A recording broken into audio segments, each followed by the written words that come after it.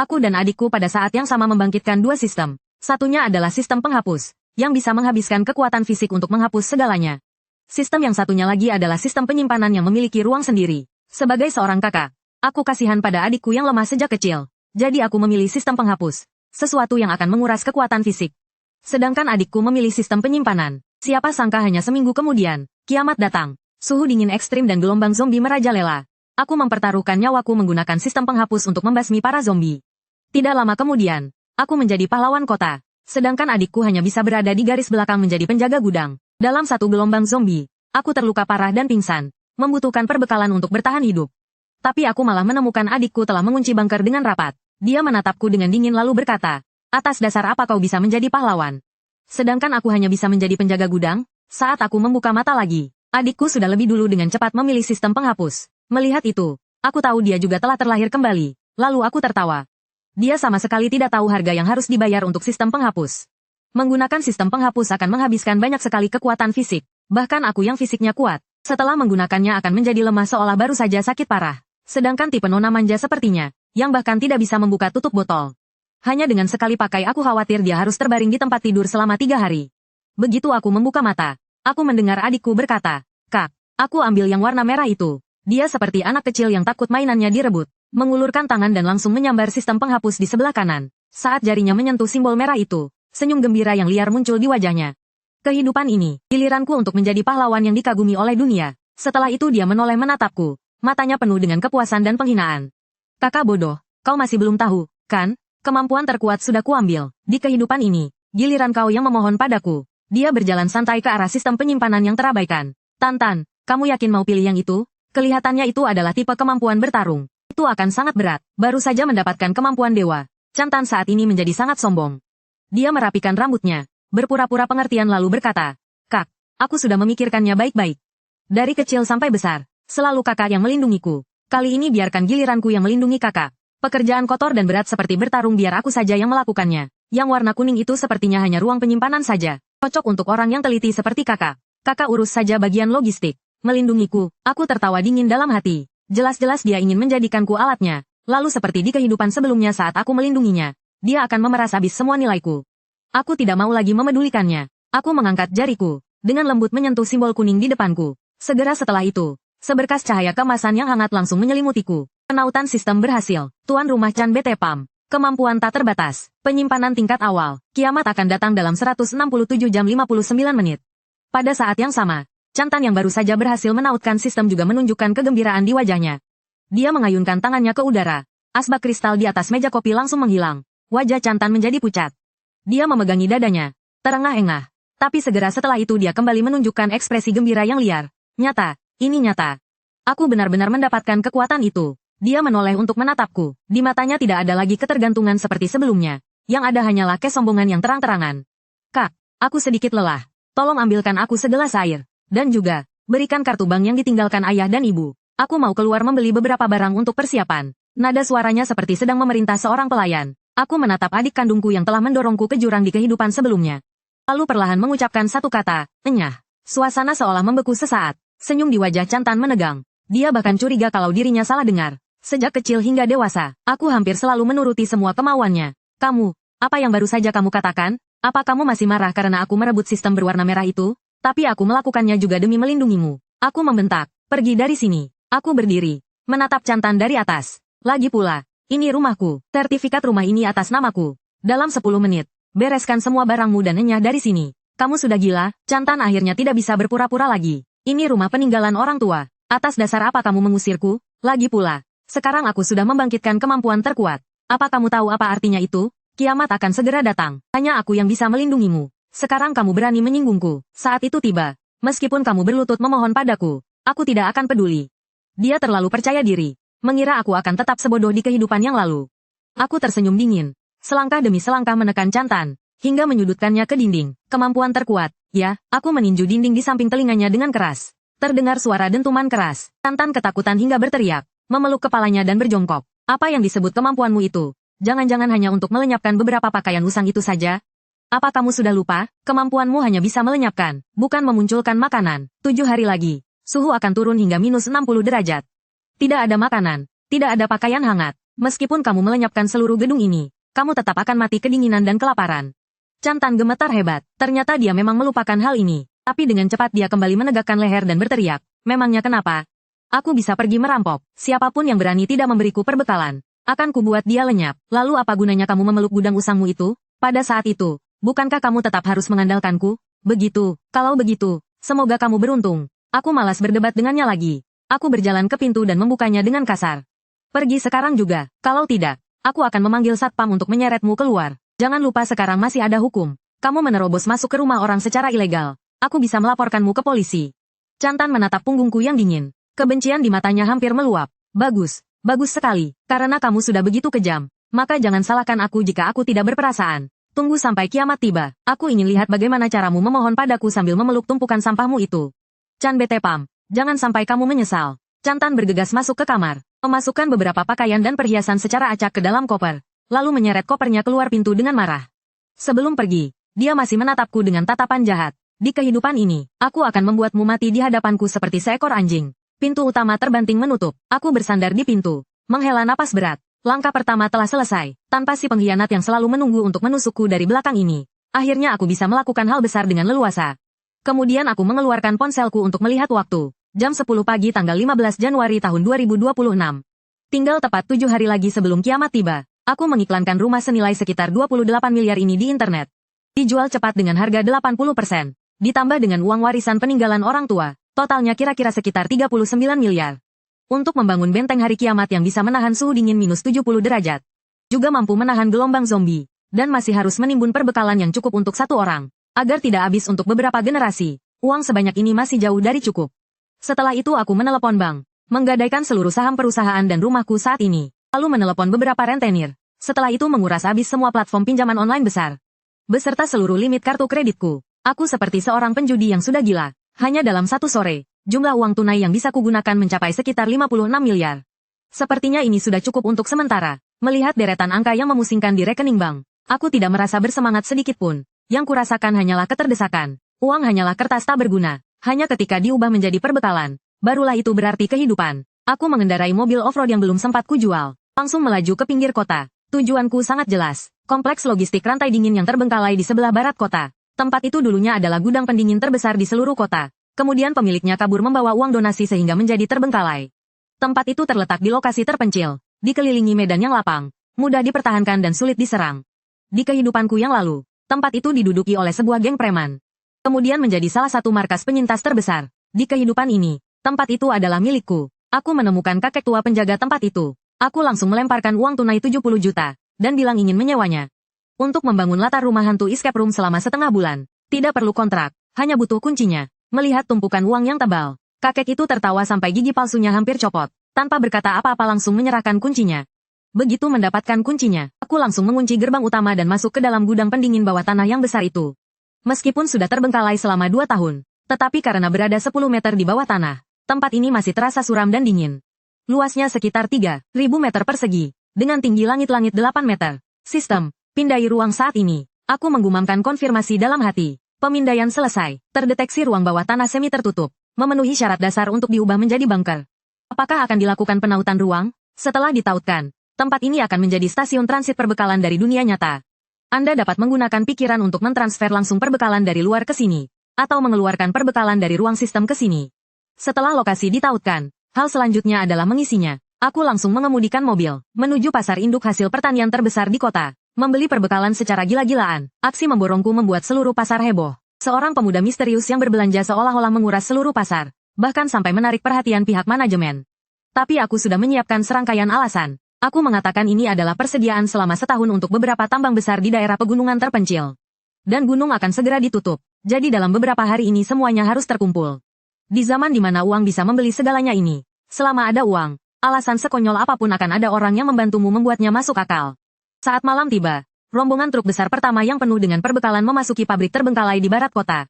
Menunggu sampai semua pekerja selesai membongkar muatan dan pergi, aku mengunci gerbang besinya. Di dalam gudang pendingin yang luas, perbekalan menumpuk setinggi gunung. Aku berjalan ke depan tumpukan beras setinggi 5 meter, mengangkat tangan, dan menempelkan telapak tanganku di karung beras paling bawah.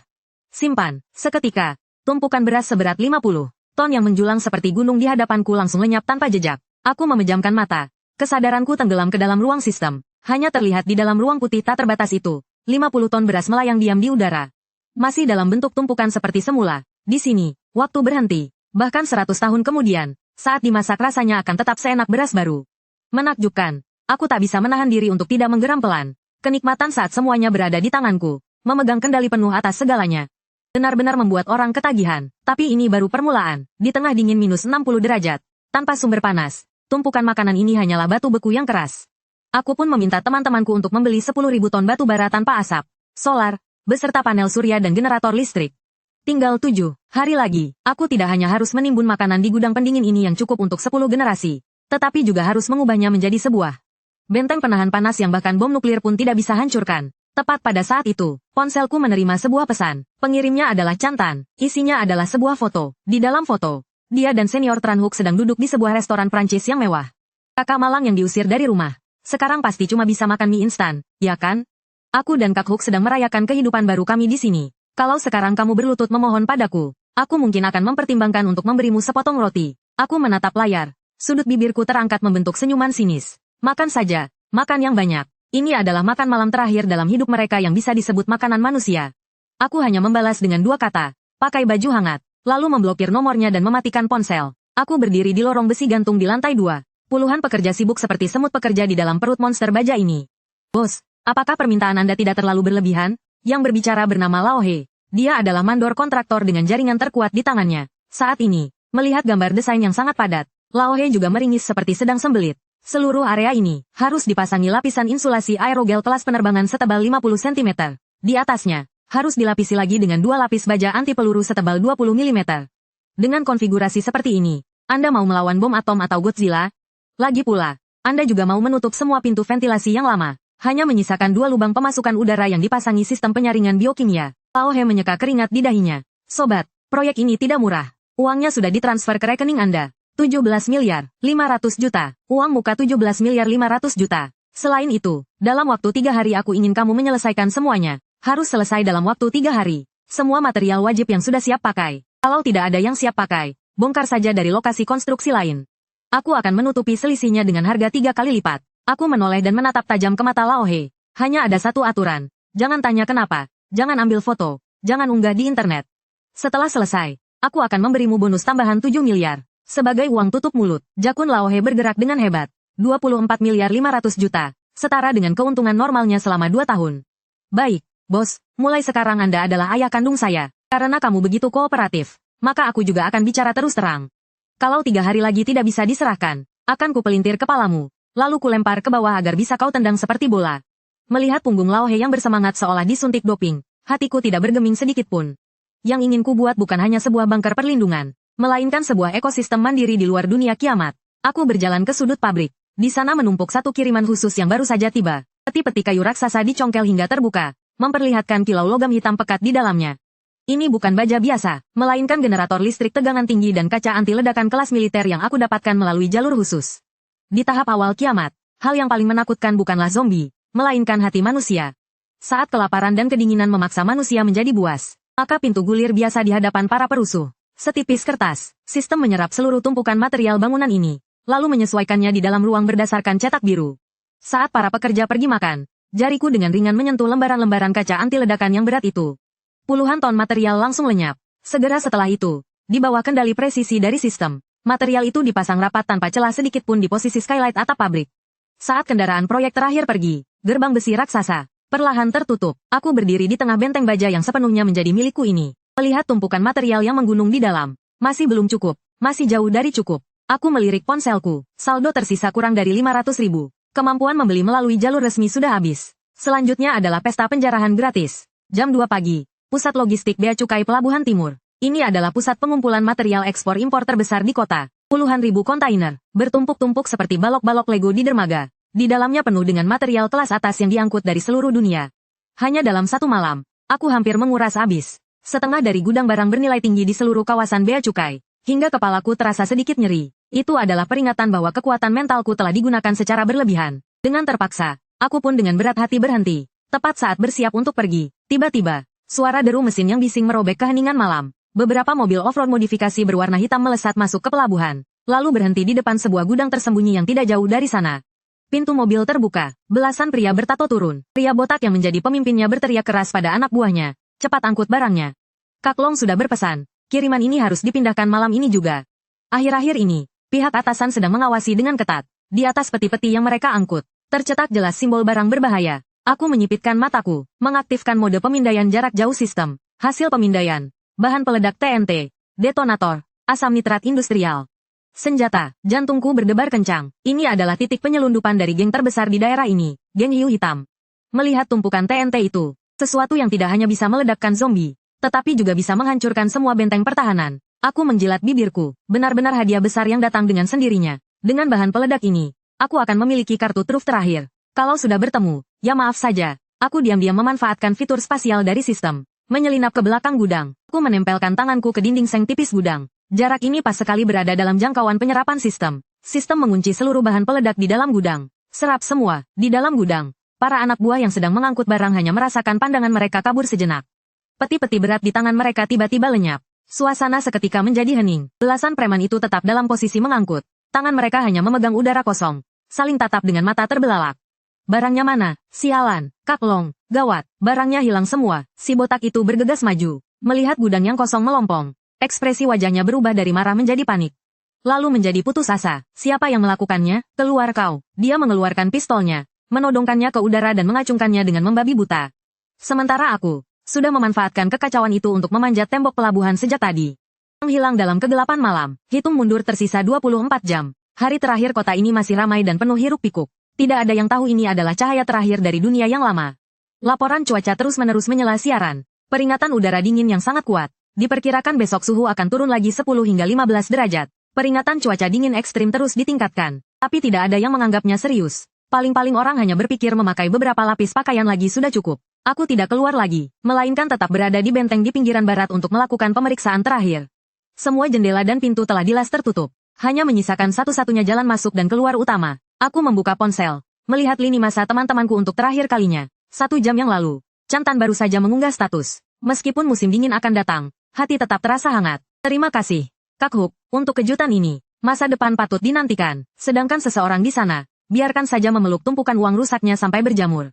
Aku tertawa. Senyum yang sangat cerah. Aku menekan tombol suka, lalu berkomentar di bawahnya. Nikmati saja hembusan angin terakhir ini. Sebentar lagi, angin itu akan terasa sangat hangat. Tepat pada saat itu, gerimis di luar jendela tiba-tiba berhenti. Segera setelah itu, sebongkah es seukuran bola pimpong menghantam kaca anti ledakan dengan keras. Lalu butiran kedua, ketiga, hujan es turun seperti tembakan peluru, diikuti oleh suara badai yang menderu-deru. Suhu mulai anjlok secara drastis. Di layar ponsel muncul berita darurat. Berita darurat, karena pengaruh pusaran kutub super kuat, suhu global akan turun tiba-tiba 50 derajat dalam 3 jam ke depan. Disarankan agar seluruh warga segera kembali ke rumah. Segera kembali ke rumah. Ini bukan latihan. Kiamat datang hanya dalam 10 menit. Dunia di luar jendela telah berubah warna. Permukaan jalan membeku menjadi lapisan es hitam tebal dalam waktu yang sangat singkat. Belasan mobil bertabrakan beruntun, terbakar hebat dalam sekejap. Tapi apinya bahkan belum sempat menyebar. Sudah dipadamkan oleh udara yang sangat dingin. Membeku dalam keadaan yang aneh. Orang di dalam mobil panik mencoba mendorong pintu untuk melarikan diri. Tetapi pintu mobil sudah membeku kaku. Ada yang memecahkan kaca jendela lalu merangkak keluar. Begitu menyentuh udara di luar, seluruh tubuhnya seakan tersedot habis kehangatannya. Gerakannya langsung kaku. Ekspresi ketakutan di wajahnya pun ikut membeku. Satu persatu orang berubah menjadi patung es yang terlihat hidup. Termometer di dalam rumah menunjukkan suhu di luar telah anjlok hingga di bawah minus 30 derajat, dan terus turun dengan kecepatan 1 derajat per menit. Di dalam bunker perlindungan, suhu selalu stabil di 24 derajat. Aku melepas jaketku, hanya mengenakan kaos tipis, lalu memasukkan sepotong daging wagyu panas yang baru matang ke dalam mulut. Nikmat sekali. Pada saat yang sama, di sebuah apartemen mewah di pusat kota. Dingin sekali. Kenapa jadi begini? Kenapa pemanasnya mati? Chantan membungkus dirinya rat-rat dengan selimut kasmir yang baru dibelinya. Tetapi masih menggigil hebat. Baru saja, sistem pemanas seluruh kompleks apartemen lumpuh karena pipa pecah. Suhu di dalam rumah telah turun hingga minus 5 derajat, meskipun belum sampai pada titik mati kedinginan. Tapi bagi nona manja seperti Chantan, ini sudah seperti neraka. Senior, cepat pikirkan cara. Kita akan mati kedinginan. Dia mengguncang Tranhook di sebelahnya. Tranhook juga tidak tahan dingin. Sedang dengan panik mengenakan semua pakaian yang ada. Jangan berisik lagi. Aku juga kedinginan. Sialan, kenapa cuacanya berubah secepat ini? Cepat cari. Apa masih ada kompres penghangat? Kompres penghangat ada di dalam kotak itu. Chantan menunjuk ke sudut ruangan. Mereka berdua panik menggeledah. Akhirnya menemukan hanya tersisa kurang dari 10 kompres penghangat. Ini sama sekali tidak akan cukup untuk bertahan malam ini. Benar juga, kakakmu. Bukankah kakakmu punya uang? Dia pasti sedang berada di hotel mewah. Atau sudah membeli alat pemanas. Cepat telepon dia. Chantan seolah menemukan penyelamat. Tangannya gemetar meraih telepon lalu menelepon nomorku. Maaf, nomor yang Anda tuju sedang tidak aktif. Chantan sangat marah. Melempar telepon ke sofa. Bajingan ini. Beraninya dia mematikan telepon. Jangan panik. Mata Tranhook berbinar. Aku ingat sekarang. Beberapa hari yang lalu di pasar grosir Namtan. Aku pernah bertemu kakakmu. Meskipun berdiri jauh. Aku samar-samar mendengarnya terus menyebutkan. Tentang pinggiran barat dan sebuah pabrik. Kebetulan di sana ada sebuah pabrik yang terbengkalai. Saat ini dia pasti bersembunyi di sana. Kita pergi cari dia. Salju di luar selebat ini. Chantan melihat badai salju yang mengerikan di luar jendela. Sedikit ragu.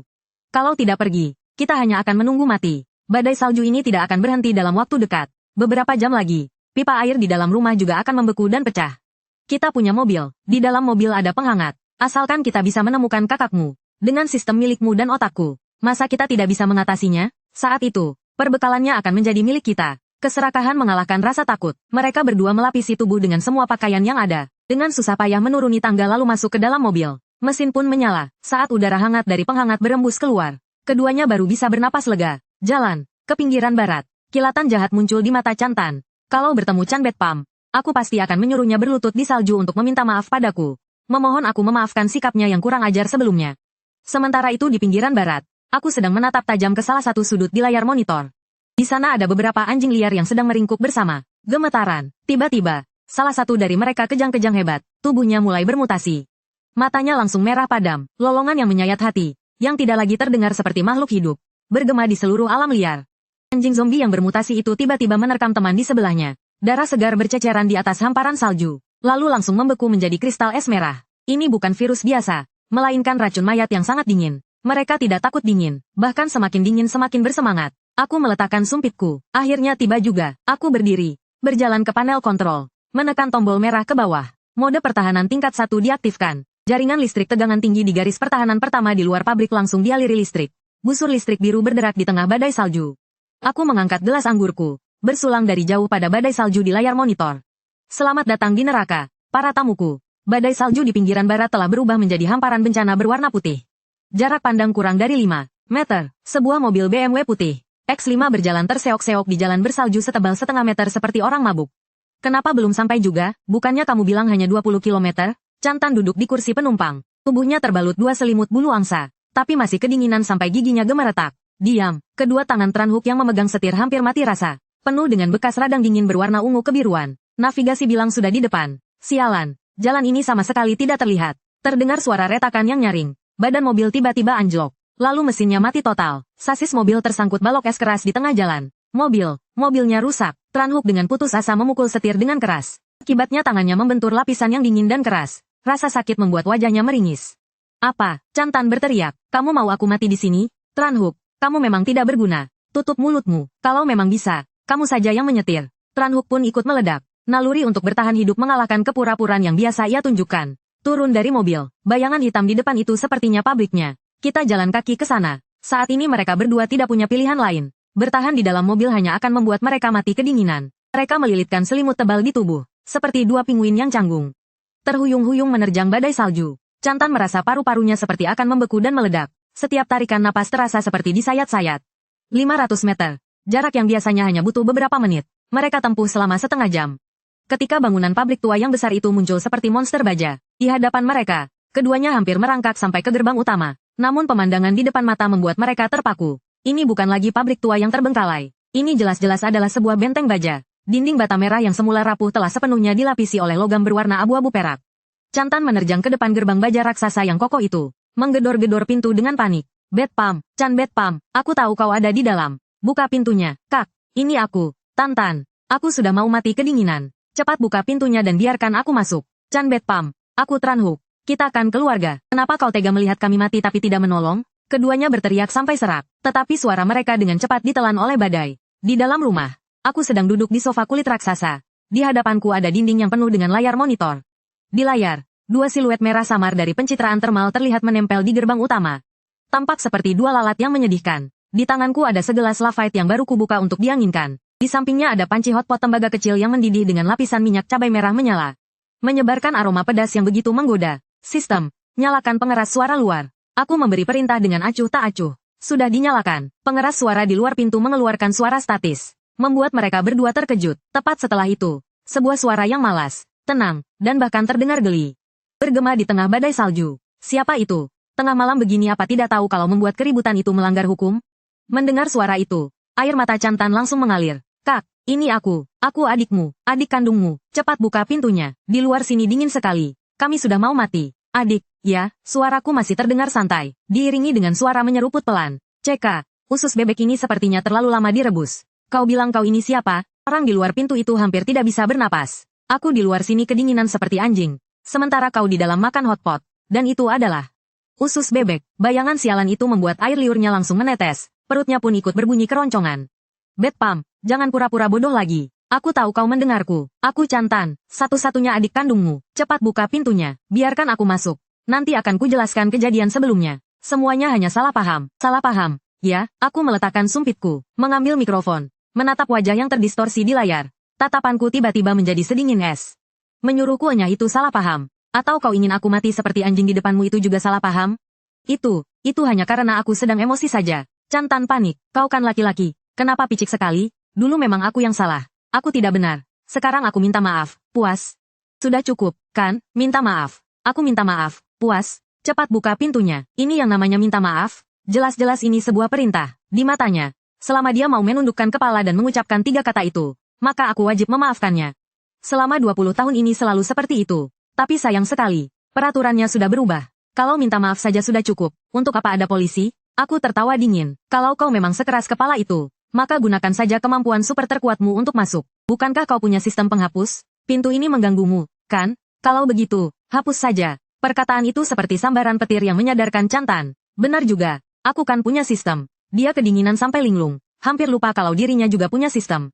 Baik, kalau kau tidak membukanya, aku akan membukanya sendiri. Saat itu, jangan menyesal. Kilatan ganas melintas di mata Chantan. Dia menarik napas dalam-dalam, lalu menghantamkan tangannya yang sudah kaku ke gerbang besar itu. Energi di dalam tubuhnya melonjak. Seberkas cahaya merah meledak dari telapak tangannya, dengan ganas menghantam pintu itu. Tapi, pemandangan pintu yang menghilang seperti yang dia bayangkan sama sekali tidak terjadi. Sebaliknya, cahaya merah itu seperti menabrak dinding tak kasat mata, langsung terpental kembali, membuat lengannya kesemutan. Seluruh tubuhnya jatuh terduduk di atas salju. Peringatan sistem, kepadatan objek target terlalu besar, dan juga telah diperkuat dengan energi tingkat tinggi. Untuk menghapus secara paksa, perlu menghancurkan jangkar ruang. Level inang saat ini adalah LV1. Tidak dapat dihapus. Jika memaksa penghapusan, akan menghabiskan kekuatan hidup. Tidak mungkin. Chantan menatap pintu yang tidak bergeming di depannya dengan tatapan tidak percaya.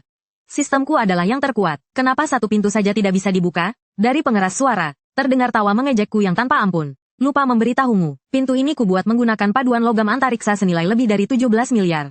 Lagi pula, sistemku sepertinya pas sekali untuk melawanmu. Hapus bersih. Milikmu tidak bisa menghapus. Penyimpanan, milikku. Sekarang menyingkirlah jauh-jauh. Jangan mengotori salju di depan rumahku. Pengeras suara pun mati. Tepat setelah itu, lampu sorot di atas gerbang besar tiba-tiba menyala terang.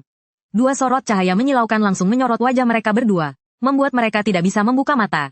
Chantan terduduk di atas salju, merasakan dingin yang menusuk tulang itu. Menatap pintu yang selamanya tidak akan bisa terbuka itu, untuk pertama kalinya merasakan keputusasaan yang sesungguhnya. Setengah jam berlalu, Chantan dan Turnhook masih belum pergi. Karena mobil sudah rusak, mereka hanya bisa meringkuk di sebuah ceruk dinding tertutup di samping gerbang pabrik.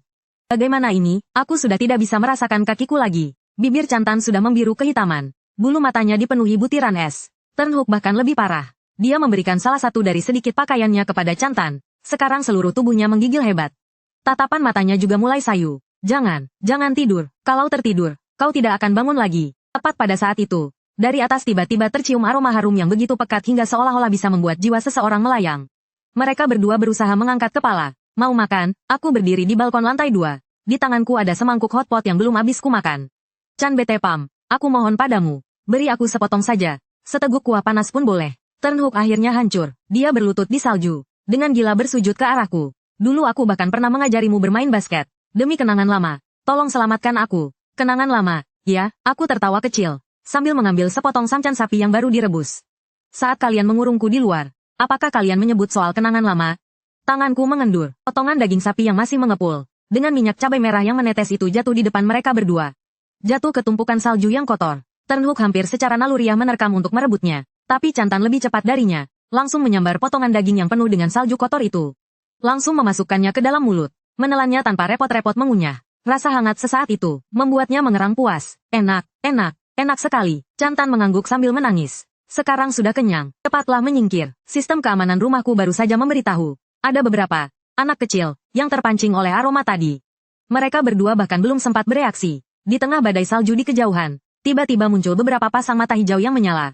Geraman rendah terdengar terbawa angin. Itu adalah gerombolan anjing zombie mutan. Cepat lari, Turnhook bereaksi paling cepat. Dia menangkap Chantan dan hendak berlari keluar. Tapi tanah tertutup oleh es dan salju. Kaki mereka berdua tergelincir. Dan mereka jatuh tersungkur ke tanah. Seekor anjing zombie sudah menerkam. Mulut yang penuh darah busuk itu menganga lebar. Langsung menggigit paha Turnhook. Tolong aku, Chan Bet Pam. Tolong, Turnhook berteriak seperti babi yang disembelih. Dia dengan panik menendang anjing itu. Tapi makhluk itu sama sekali tidak merasakan sakit. Dalam situasi genting, sorot mata jahat melintas di mata Turnhook. Dia mencengkeram Chantan yang ada di sampingnya dengan kuat, lalu mendorongnya dengan sekuat tenaga ke arah mulut anjing itu. Sementara dirinya sendiri menggunakan dorongan itu untuk berguling ke samping. Kakak, apa yang kamu lakukan? Chantan menjerit histeris, hanya bisa pasrah melihat mulut busuk itu akan menggigit lehernya hingga putus. Di saat antara hidup dan mati, insting untuk bertahan hidup mengalahkan rasa takut. Chantan membelalakkan matanya menatap kepala anjing yang melesat lurus ke arahnya. Di dalam kepalanya, simbol merah itu berkedip dengan liar. Dia berteriak dalam hati, lenyaplah. Kepala anjing raksasa itu, tepat di depan hidung Chantan, dengan jarak hanya 1 sentimeter, langsung terhapus seketika. Hanya menyisakan bangkai anjing tanpa kepala. Bangkai itu menimpa tubuh Chantan, menekannya hingga dia hampir memuntahkan darah. Host berhasil membunuh makhluk mutan tingkat 1, menerima 10 poin pengalaman, peringatan, stamina habis. Chantan merasa tenaganya terkuras habis. Pandangannya menjadi gelap, dia hampir pingsan. Tapi setidaknya, dia berhasil selamat. Pertunjukan ini sepertinya cukup menarik. Aku meletakkan teropong di tanganku. Kilatan penuh pertimbangan muncul di mataku. Karena kalian tidak mau pergi, biar aku tunjukkan jalan untuk bertahan hidup. Suaraku kembali terdengar, membawa sedikit bujukan seperti iblis. Pergilah ke arah timur sejauh 200 meter. Ada sebuah pos jaga. Dulu itu adalah tempat tinggal penjaga gerbang tua. Meskipun kacanya sudah pecah, setidaknya masih ada atap. Itulah satu-satunya kesempatan kalian untuk bertahan hidup malam ini. Setelah selesai berbicara, jendela itu terbanting menutup. Dalam kegelapan, hanya tersisa mereka berdua yang gemetar ketakutan, bersama dengan mata-mata hijau di sekitar yang semakin banyak berkumpul. Pergi ke pos jaga. Chantan menyingkirkan bangkai anjing dari tubuhnya, lalu bangkit dengan terhuyung-huyung. Dia bahkan tidak sudi melirik Turnhook. Dorongan tadi, dia akan mengingatnya baik-baik. Tepat sebelum detik terakhir dikepung oleh kawanan anjing zombie, keduanya terseok-seok berlari menuju pos jaga yang hancur itu. Pos jaga itu sangat kecil, dan angin masuk dari keempat sisinya. Mereka berdua menggunakan beberapa papan busuk dan koran bekas untuk menutupi jendela seadanya, lalu mereka ambruk ke lantai yang penuh debu, terengah-engah. Tantan, kamu tidak apa-apa? Turnhook mendekat, mencoba meraih tangan Chantan. Di wajahnya, dia mencoba memaksakan senyum untuk mencari muka. Tadi aku bermaksud mendorong anjing itu, bukan mendorongmu. Jangan salah paham, pergi sana. Chantan dengan dingin menepis tangannya. Setelah kejadian tadi, kedok polosnya akhirnya retak juga, mengekspos sifat aslinya yang egois dan berdarah dingin. Jangan pikir aku tidak tahu apa rencanamu, Turnhook. Dulu aku memeliharamu hanya karena kamu tampan dan pintar. Sekarang kamu hanyalah sampah yang tidak berguna. Chantan bersandar di sudut dinding, memejamkan mata untuk memulihkan tenaganya. Mulai sekarang, kalau kamu berani menyentuhku lagi, akan kubuat nasibmu seperti anjing itu. Kepala dan badanmu akan terpisah. Seluruh tubuh Turnhook menegang, kilatan penuh dendam melintas di matanya. Tapi dengan cepat dia menyembunyikannya. Dia tahu Chantan sekarang memiliki sistem penghapus yang mengerikan itu. Membunuhnya semudah membalikkan telapak tangan. Dia hanya bisa menahannya. Pada saat yang sama, di bunker bawah tanah yang berjarak 200 meter. Bunker rumah aman, baik di dalam maupun di luar. Aku berendam di bak mandi pijat dengan penghangat, sambil memegang tablet. Meskipun jaringan biasa sudah putus, tetapi penerima satelit kelas militer yang sudah kupasang masih bisa menangkap sinyal global. Di layar, berita dari seluruh dunia terus bermunculan. Pengumuman darurat wilayah Huaxia, negara telah mengaktifkan rencana tanggap darurat tingkat tertinggi. Tempat perlindungan resmi di mana-mana telah dibuka. Para penyintas diundang untuk datang ke lokasi terdekat. Tempat perlindungan di kota ini terletak di pusat olahraga di timur kota, tempat perlindungan nomor 7.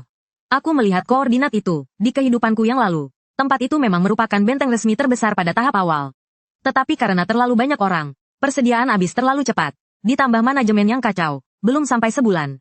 Terjadilah kerusuhan gudang makanan yang terkenal itu. Puluhan ribu orang tewas. Sepertinya roda sejarah masih belum berubah. Aku mematikan berita dan membuka antarmuka sistem. Total cadangan saat ini adalah 32.000 ton. Level sistem, level 1. Poin pengalaman, 0%. Syarat naik level. Kumpulkan 10. Inti kristal zombie level 1. Inti kristal, ya, di kehidupan lalu. Baru pada bulan ketiga kiamat, manusia menemukan. Inti kristal di otak zombie bisa digunakan untuk meningkatkan kemampuan super. Sedangkan aku sudah tahu sekarang. Si bodoh jingking itu, tadi hanya sibuk membunuh anjing untuk menyelamatkan nyawanya, dan melupakan rampasan perang paling berharga di atas salju. Itu adalah paket pengalamanku. Tidak boleh disia-siakan. Aku berganti pakaian dengan setelan tempur nano penghangat yang ringan. Mengambil perlengkapan tempur, aku memutuskan untuk keluar berkeliling di malam pertama badai salju ini. Untuk mengambil keuntungan pertamaku, sekaligus melihat apakah kedua anjing penjaga itu sudah mati kedinginan atau belum. Mengenakan setelan tempur nano berpemanas yang tertutup sepenuhnya, aku bergerak di tanah terlantar di pinggiran barat, 50 meter di depan. Sekawanan anjing zombie sedang berkeliaran di sekitar pos jaga. Total ada 7 ekor. Aku mengatur napasku, lalu tiba-tiba melesat keluar dari gundukan salju tempatku bersembunyi. Anjing zombie pertama masih menggeram ke arah pos jaga, bahkan tidak sempat bereaksi saat kapakku sudah tiba. Terdengar suara gedebuk yang tumpul. Kapak taktisku langsung membelah tengkorak kerasnya. Membunuh anjing zombie level 1.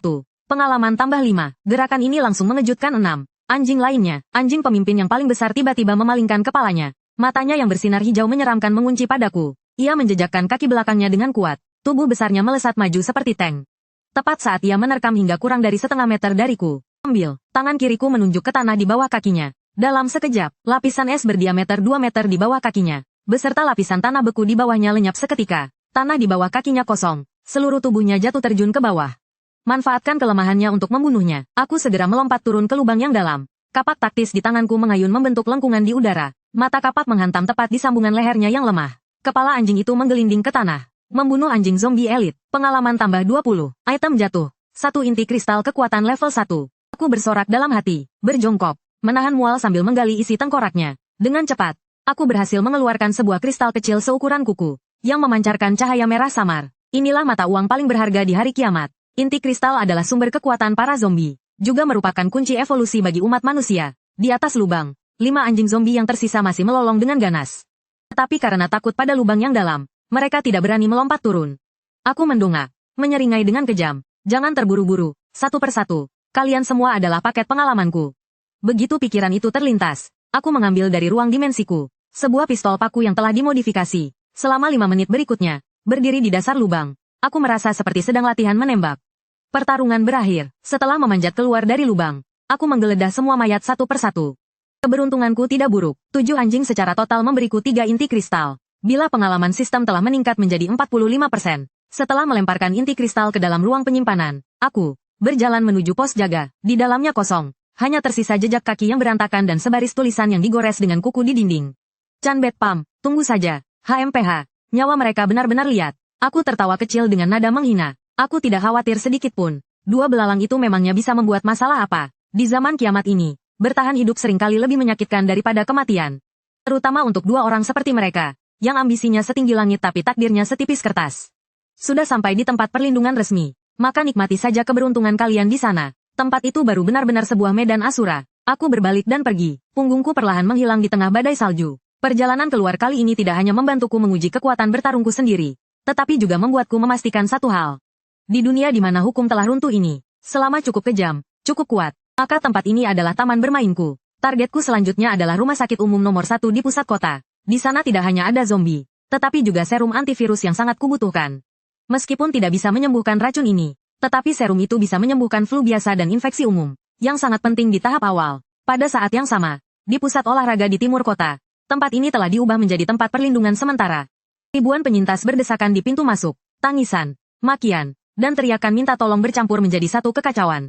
Para prajurit yang membawa senjata dengan peluru tajam, dengan tegang menjaga ketertiban, jangan menyerobot. Antre yang rapi untuk pemeriksaan suhu tubuh. Siapapun yang memiliki luka akan langsung diisolasi. Persediaan terbatas. Setiap orang hanya akan diberi 1 mangkuk bubur setiap hari. Siapapun yang ingin makan sampai kenyang, daftarlah ke tim penyelamat. Chantan dan Tranhook berada di tengah kerumunan, terlihat sangat menyedihkan. Berhenti, mau apa kalian? Seorang prajurit menghentikan 2 orang yang hendak menyerobot antrean. Aku adalah orang yang terbangkitkan. Chantan seolah-olah berpegangan pada sedotan penyelamat, sambil mengayunkan tangannya dengan panik dan berteriak keras. Aku punya kemampuan khusus. Aku orang yang istimewa. Biarkan aku masuk. Aku ingin bertemu dengan atasan kalian. Orang yang terbangkitkan, prajurit itu berhenti sejenak. Pihak atasan memang telah mengeluarkan dokumen, mengatakan untuk memperhatikan penyaringan orang-orang dengan kemampuan khusus. Tetapi beberapa hari ini sudah terlalu banyak penipu. Buktikan, prajurit itu berkata dengan dingin. Chantan menarik napas dalam-dalam. mencoba menahan rasa pusing karena kelelahan dan kelaparan. Lalu mengangkat tangannya ke arah sebuah batu besar yang menghalangi jalan di pinggir. Lenyaplah, cahaya merah menyala. Batu seberat beberapa ratus kilogram itu langsung lenyap di tempat. Seolah-olah benda itu tidak pernah ada. Kerumunan di sekitarnya langsung terdiam. Pupil mata prajurit itu menyusut hebat. Dia segera mengangkat walkie-talkie-nya. Terdeteksi seseorang dengan tipe ruang di pintu masuk. Bukan, tipenya penghapusan. Orang yang terbangkitkan. Mohon petunjuk. 5 menit kemudian, Chantan dan Tranhook dibawa masuk ke sebuah kantor yang hangat. Duduk di belakang meja kerja adalah seorang pria parubaya yang mengenakan mantel militer tebal. Dia mengamati Chantan dari atas sampai ke bawah. Anda bilang kemampuan Anda adalah penghapusan? Manajer Fuong memutar pulpen di tangannya. Seberapa besar benda yang bisa Anda hapus? Apakah bisa menghapus orang hidup? Dalam radius diameter 2 meter. Aku bisa menghapusnya. Chantan akhirnya bisa menghangatkan diri. Sebaiknya bicara sedikit lebih lancar. Orang hidup pun bisa aku hapus. Dalam perjalanan ke sini, aku baru saja membunuh seekor anjing mastif Tibet yang bermutasi. Tuan atasan, aku adalah orang yang berbakat dalam pertarungan. Aku ingin kamar pribadi. Aku ingin makan daging. Manajer Wang tertawa terbahak-bahak. Itu adalah tawa seolah baru mendengar lelucon yang sangat konyol. Berbakat dalam pertarungan. Ya, gadis kecil. Baru membunuh seekor anjing saja sudah menganggap dirimu tak terkalahkan. Pria itu berdiri, berjalan ke jendela, menunjuk ke arah gelombang zombie yang padat di luar. Sekarang ada puluhan ribu zombie. Kemampuanmu yang setiap kali hanya bisa menghapus satu target, dan akan membuatmu kelelahan setelah beberapa kali digunakan. Tidak ada harganya di medan perang. Sesuatu yang bisa dilakukan oleh penembak jitu dengan satu tembakan. Untuk apa aku harus mengirimmu untuk mati konyol? Raut wajah Chantan seketika menjadi kaku. Tetapi, manajer Wang tiba-tiba mengubah nada bicaranya. Matanya tertuju pada landasan pacu di luar yang tertutup salju tebal. Meskipun kemampuanmu tidak begitu bagus untuk bertarung, tetapi sangat cocok untuk pekerjaan lain. Sekarang salju lebat telah menutup jalan. Truk pengangkut pasokan tidak bisa masuk. Landasan pacu pesawat juga tertutup salju. Kami perlu membersihkan jalan untuk bertahan hidup. Kemampuanmu untuk menyingkirkan salju benar-benar seperti keajaiban. Menyingkirkan salju, Chantan merasa dirinya dihina. Benar-benar konyol. Aku adalah tokoh utama wanita dengan kekuatan super. Ditakdirkan untuk menjadi ratu akhir zaman. Tapi malah menyuruhku menjadi petugas kebersihan? Aku tidak mau. Aku adalah orang dengan kekuatan khusus. Beraninya kalian menghinaku seperti ini? Tidak mau. Senyum di wajah manajer Wang langsung lenyap. Di sini, tidak bekerja berarti tidak makan. Bahkan orang yang telah bangkit kekuatannya harus bekerja untuk mendapatkan jatah. Kamu boleh memilih untuk tidak melakukannya. Kalau begitu, enyahlah dan tinggal di luar di tengah salju. Pria itu melambaikan tangannya. Dua prajurit di sampingnya segera maju selangkah. Laras senjata mereka sedikit terangkat. Tranhook sangat ketakutan hingga kakinya lemas. Ia buru-buru menarik lengan baju Chantan. Dengan panik ia memberi isyarat mata. Tantan, jangan gegabah. Tetap di sini dulu saja. Bertahan hidup dulu. Baru pikirkan yang lain. Chantan menatap moncong senjata yang hitam legam itu. Lalu teringat akan dinginnya neraka di luar sana. Kesombongannya pun hancur berkeping-keping.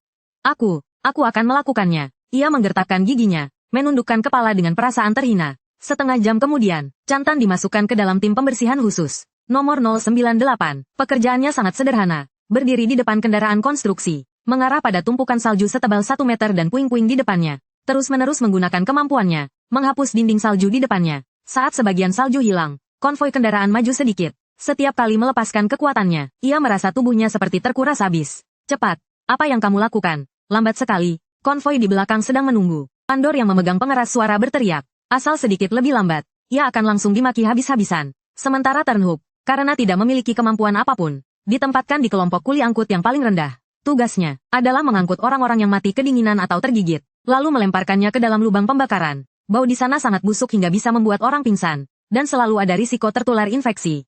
Tetapi demi bertahan hidup, demi mendapatkan jatah setengah roti kukus yang berjamur, ia hanya bisa menahannya. Larut malam, mereka berdua roboh di tempat tidur komunal di bawah tribun stadion.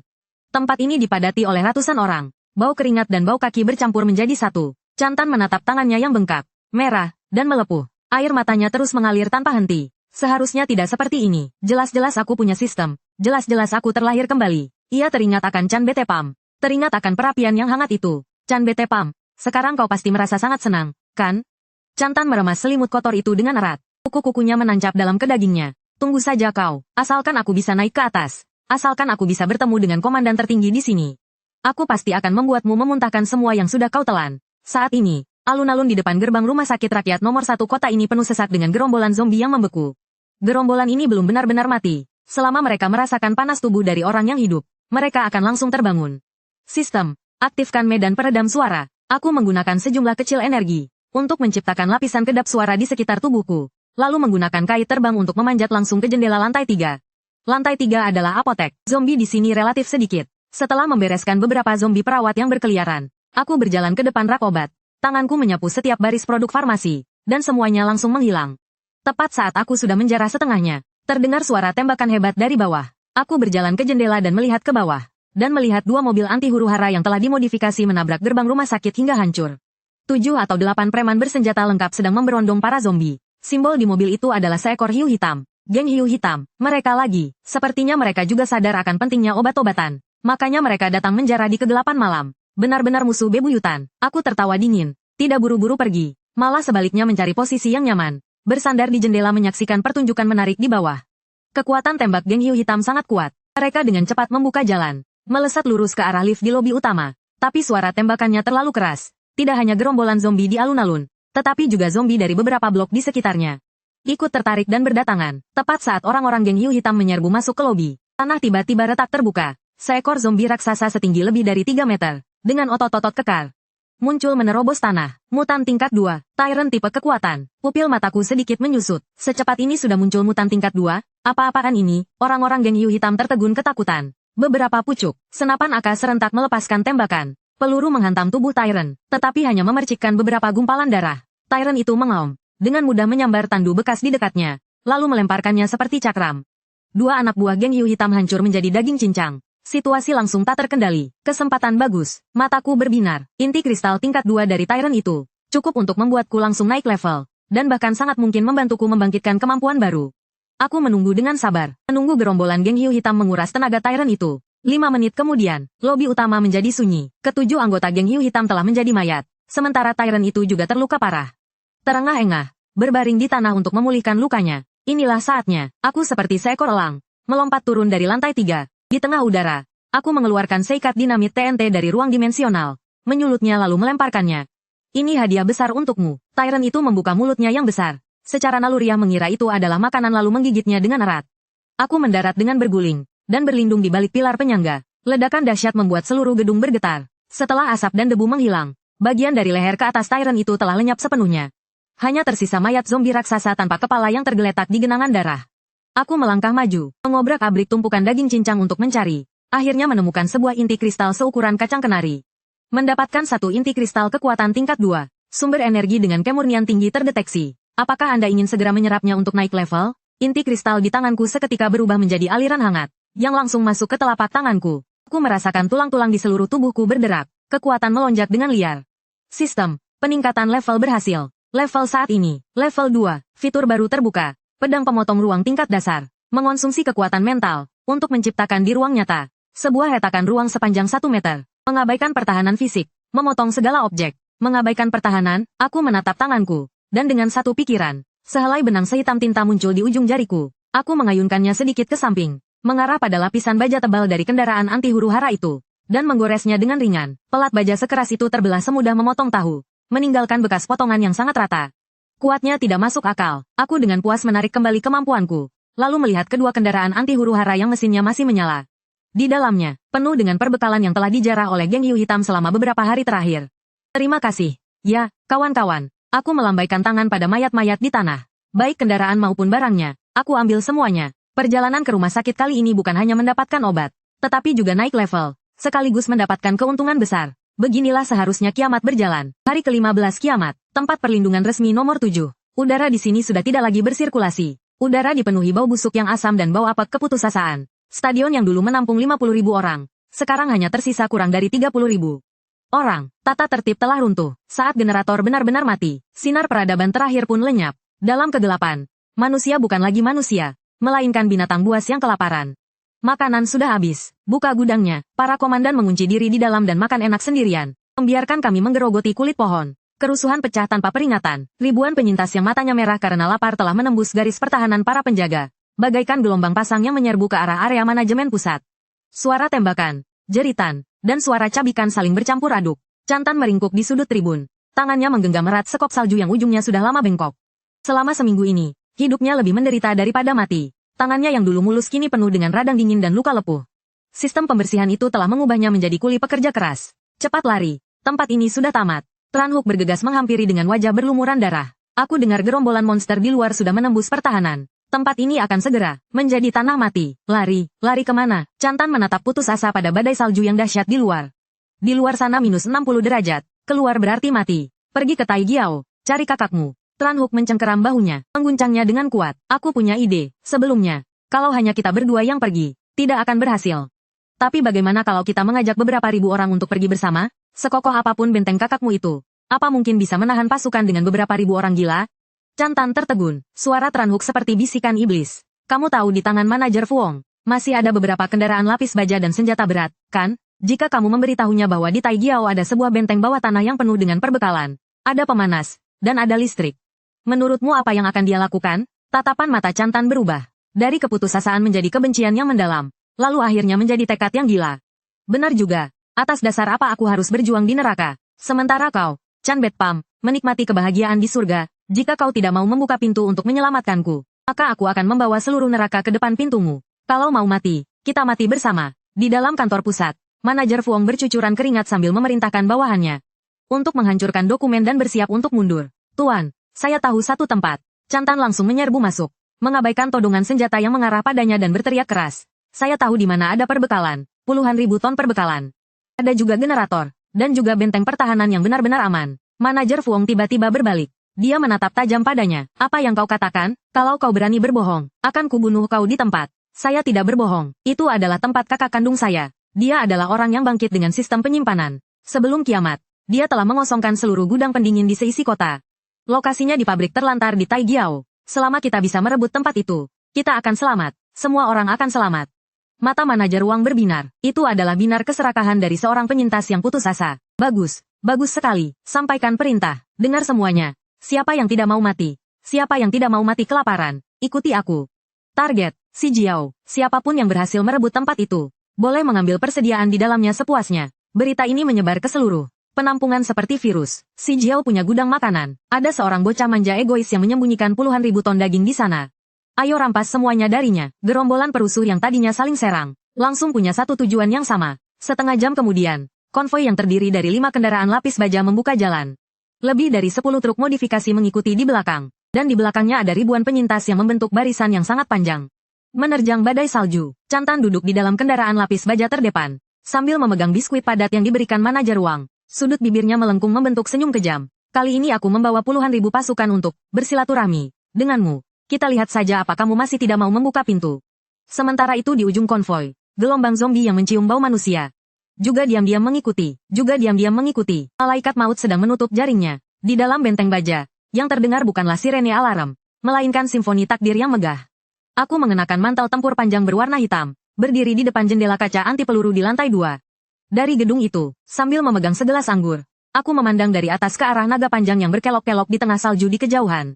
Akhirnya mereka datang juga, melihat titik-titik merah yang padat di layar monitor. Sudut bibirku terangkat. Antar muka sistem menampilkan peringatan. Terdeteksi target musuh berskala besar sedang mendekat. Perlengkapan musuh. Kendaraan lapis baja. 5 senapan mesin berat. 2 peluncur roket RPG. 12 Awaken. Dan lebih dari 3.000 perusuh bersenjata. Di belakang mereka, ada target lain yang mengikuti. 5.000 zombie level 1. 3 mutan level 2. Sepertinya mereka cukup menganggapku serius juga ya. Aku menyesap sedikit anggur merah. Sama sekali tidak panik. Bahkan sedikit bersemangat. Beberapa hari ini hanya mendekam di rumah. Aku sudah hampir berjamur. Selain meningkatkan kemampuan super, aku hanya menonton film-film lama. Perasaan menari di ujung pisau itu adalah kenikmatan terbesar di hari kiamat. Konvoi berhenti pada jarak 500 meter dari pabrik. Dari pengeras suara, terdengar suara manajer Wang. Chan Bet Pam yang di dalam. Dengarkan, kami adalah tim penyelamat resmi dari penampungan nomor 7. Saat ini sesuai hukum, kami menyita persediaan dan bunker milik Anda. Segera letakkan senjata dan buka gerbangnya. Selama Anda kooperatif, kami bisa memberimu status sebagai penasihat khusus. Menjamin keselamatan Anda, penasihat khusus. Aku tertawa di depan mikrofon. Maksudmu budak khusus, kan? Suaraku tersiar melalui pengeras suara, bergema di seluruh area, membawa nada sarkasme yang tidak disembunyikan sama sekali. Manajer Wang, kan? Aku ingat di kehidupanku yang lalu. Ah bukan, aku ingat Anda paling suka membedah para Awaken untuk penelitian. Kenapa? Kali ini Anda ingin meneliti dimensi ruang milikku? Raut wajah manajer Wang langsung menjadi gelap. Dia tidak menyangka lawannya akan sekeras kepala ini. Diberi cara baik tidak mau. Maunya cara paksa ya. Chantan, bukankah kau bilang bisa mendobrak pintunya? Maju dan panggil dia, biar aku lihat seberapa dalam ikatan persaudaraan kalian. Chantan didorong keluar. Dia memegang pengeras suara dan berdiri di atap kendaraan lapis baja. Chan Bet Pam, kau sudah dikepung. Lihatlah orang-orang ini, mereka semua akan mati kelaparan. Kakak menimbun begitu banyak persediaan sendirian. Apa hati nurani kakak tidak terganggu? Kalau kakak membuka pintu sekarang, semua orang masih akan berterima kasih. Kalau tidak, tunggu sampai kami mendobrak masuk, maka kamu akan dirobek berkeping-keping. Aku menggelengkan kepala. Ujung jariku dengan lembut menekan tombol merah di panel kontrol. Adikku, kamu masih saja naif seperti dulu. Kamu pikir dengan membawa orang sebanyak ini bisa mengancamku? Tidak, kamu justru membawakan rintangan untukku. Tembak, manajer Wang sudah kehilangan kesabarannya. Sebuah roket RPG melesat, meluncur lurus ke arah gerbang pabrik. Namun, tepat di saat roket itu akan mengenai gerbang, sebuah perisai tak kasat mata tiba-tiba bersinar. Roket itu seolah menabrak sebuah cermin. Anehnya berbalik arah, meluncur lurus ke truk di sebelahnya. Truk itu penuh dengan para perusuh, langsung meledak menjadi serpihan besi. Apa? Semua orang tercengang, balas serang, tembak, rentetan peluru yang tak terhitung jumlahnya menghujani dinding seperti badai. Tetapi hanya menimbulkan beberapa percikan api, bahkan catnya pun tidak banyak tergores.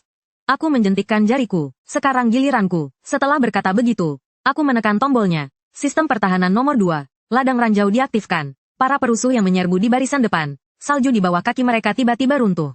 Ratusan ranjau meledak berantai, seluruh padang salju seketika berubah menjadi merah. Ratusan orang lenyap di tempat.